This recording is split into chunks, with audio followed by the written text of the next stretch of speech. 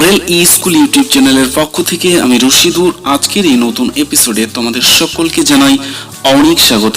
আজ আমরা আলোচনা করব ক্লাস 10 এর English model activity task part 3 তে দেওয়া সমস্ত কোয়েশ্চেন্স ও তার সম্পূর্ণ সমাধান নিয়ে।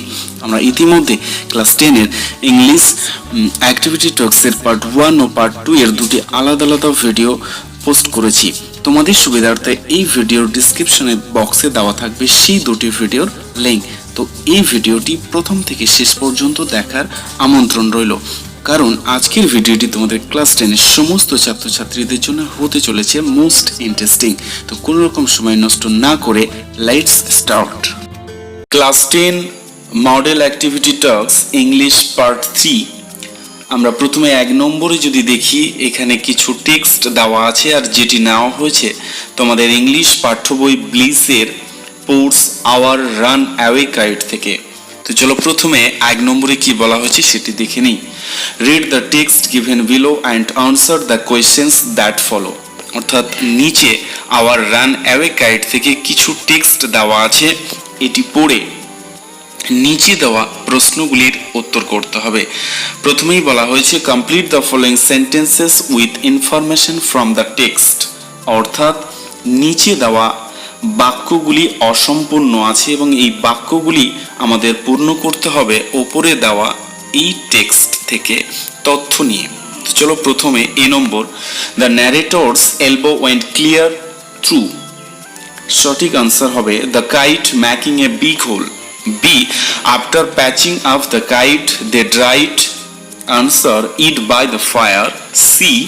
The kite soared like. Answer, a bird. আমরা আসবো 2, যেখানে বলা হয়েছে rewrite the sentences according to the instructions given in brackets.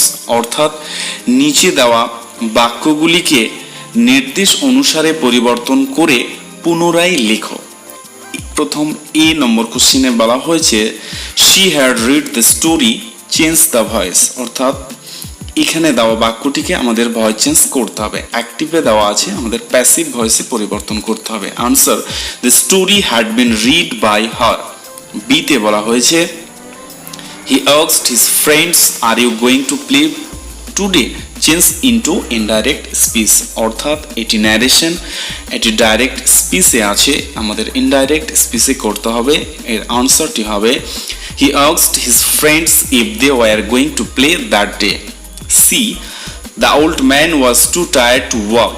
Rewrite the sentences using so that. অর্থাৎ সো দ্যাট দিয়ে আমাদের ট্রান্সফরমেশন করতে হবে। Answer, the old man is so tired that he could not walk.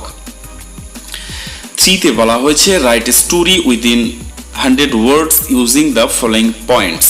অর্থাৎ নিচে কিছু points বা hints দেওয়া আছে, সেই হিন্টস বা পয়েন্টকে ডিপেন্ড করে আমাদের 100 শব্দের মধ্যে একটি গল্প লিখতে হবে। আর সেই পয়েন্টে যেগুলি বলা হয়েছে, a fisherman went to sea a storm arose boat wrecked, he fell into the sea, floated for 5 days, only drank rainwater, rescued by a sheep, returned home. এবার এই পয়েন্টকে ডিপেন্ড করে আমরা যদি গল্পটি লিখি তাহলে গল্পটা ঠিক এমনটা হবে। প্রথমে আমরা একটা গল্পের নাম দিয়ে দেবো fisherman and his boat. Once there was a young fisherman who would live near the sea. He used to go to sea for fish catching. One day while he was on his boat and was at some distance from seashore, suddenly he was caught by surprise by a storm. The storm was so devastating that it wrecked its boat, and so to save his life he jumped in the sea water. Now he was left all alone when the storms went away. There was nobody for his help. He kept his nervous and decided to move to the nearest seashore.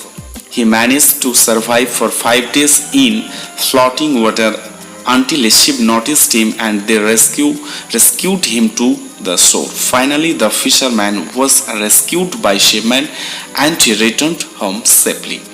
এই গল্পটি পড়ে আমরা যেটি জানতে পারলাম বা গল্পটির moral হবে এটাই, hope for the best but prepare for the worst. অর্থাৎ আমাদের অবশ্যই ভালো কিছুর জন্যে অপেক্ষা করা উচিত, কিন্তু সঙ্গে সঙ্গে আমাদের যে কোনো বিপদের জন্য প্রস্তুত থাকা একান্ত আবশ্যক। তো এই ছিল তোমাদের ক্লাস 10-এর মডেল অ্যাক্টিভিটি টাস্ক ইংলিশের পার্ট 3-তে দেওয়া সমস্ত প্রশ্ন এবং তার সঠিক উত্তর।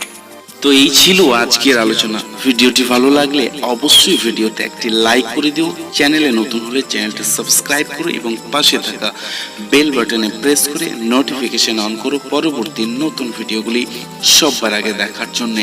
ভিডিওটি বন্ধুদের মধ্যে অনেক বেশি বেশি শেয়ার করো। তো আজ এই পর্যন্তই, আবারও খুব শীঘ্রই দেখা হবে পরবর্তী নতুন কোনো এক শিক্ষামূলক ভিডিওতে। ততক্ষণ পর্যন্ত সবাই ভালো থেকো, সুস্থ থেকো।